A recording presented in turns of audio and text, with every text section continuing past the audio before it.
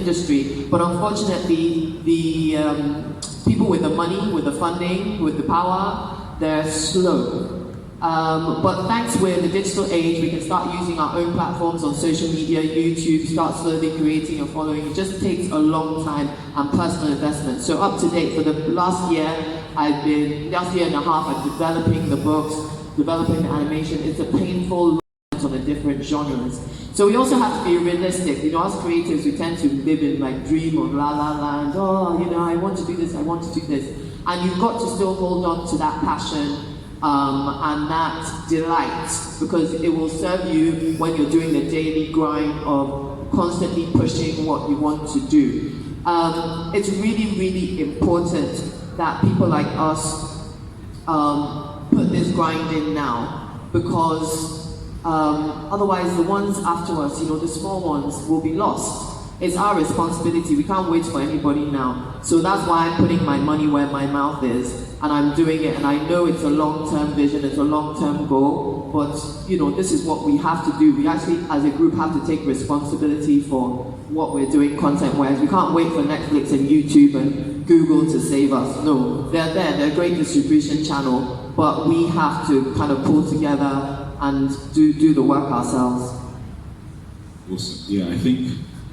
Can we clap to that? Because there's a lot of truth in that. You know, the foreign players at the end of the day, they're not a form of aid. They're not humanitarian. They have built distribution platforms over years, so they're literally looking to come and acquire content. You know, I think one of the things, something that this one, okay, something that. I mean, we can talk on funding, money, and you know, in the children's sector of content. Well, what you said first in terms of the medium, animation. So you go somewhere, cartoon now, it's for children. Who's going to go and watch cartoon? But then when you look outside and you look at animations on traditional broadcasters that are there, like Cartoon Network, for example, that have Adult Swim. And when you look at what the numbers are doing in terms of animation catered to adults, Family Guy, all those things, both on stuff like Netflix, YouTube, as well as traditional broadcasters, you can see that there's a market for it. And just generally talking to people, adults like animation, but we just have this thing here where we say, if it's for children, why are you, Abaya, you know? And I love cartoons and animation. I just love it. I have no skill. I cannot draw. I can't do any of that, but I just love it. But for the children's thing, my issue is, as well as the funding, is the fact that here, the people who have the money are kind of lazy. They're really limited in their scope. They just go for the immediate shallow thing, immediately, oh, that one's young and sexy. You know, they're looking for the sexiness. But when you look at the numbers of children, when you look at the possibilities for the eyeballs, and the fact that our children are consuming a lot of animation, but 99% of it is not from here. It doesn't even show brown skin, black skin, melanin.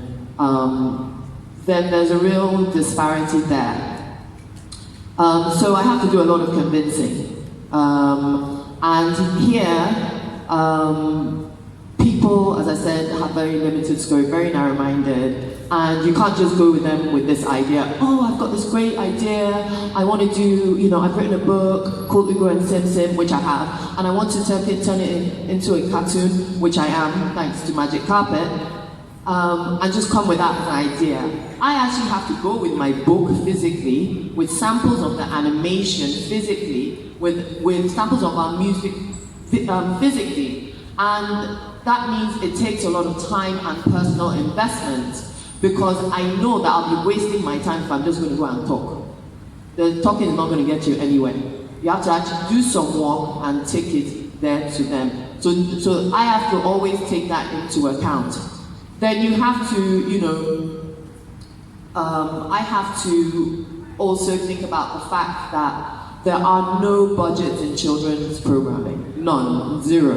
In Africa. Nothing. No broadcaster is putting any money into developing, creating children's content that's indigenous. The children's content you see is from people with passion who have taken their own money or managed to raise private funding to put those things in, or they're getting funding from abroad, from Europe, America, that are funding. Animation offers to African children in terms of education, entertainment, or indeed a hybrid of the two, so edutainment? Well, I think animation, I consider it amazing. Like as a grown-up, I still watch cartoons, and I've stopped using the excuse of my children that I'm watching with my children because they leave and I'm still watching the cartoons. So there's an allowance for learning in animation that isn't there when you're just talking about real life motion, your regular film or movies or TV series for children or even for adults.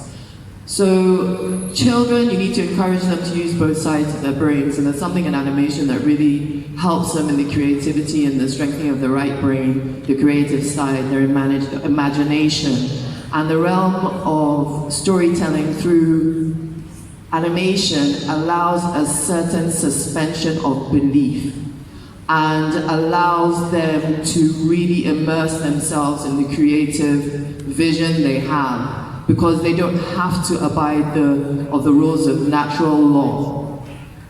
The visuals are powerful, they're colorful, they're creative, they can be somebody else, but they can also think about creating characters themselves. It's just a great avenue for exploration and growth of the mind and the creation or the growth of the right brain. I know it sounds a bit weird, but it helps to create a rounded individual. Someone might just think, oh, they're just watching cartoons. But really, what are the images saying to that child? And how are they taking that in? And how are they reflecting that out? So I believe that animation can really help in the growth of an individual. But even on an education side, when you're talking about children learning, obviously it's a great medium because it's fun, especially for the toddlers. When you're talking about your 5 and unders, animation is a great tool to reinforce learning of your alphabet and your numbers, and it's engaging, and you can include music rather than just someone just standing by the board and going 1, 2. There's so many elements of it that are great for the little ones. Now, as they get older, from 5 and above, it's a wonderful tool because you can actually explore it as a way for them to begin to start to storytell. Because our problem is that in Africa, we are the original storytellers, but something happened. And now we're having this rebirth of us being able to tell our own stories.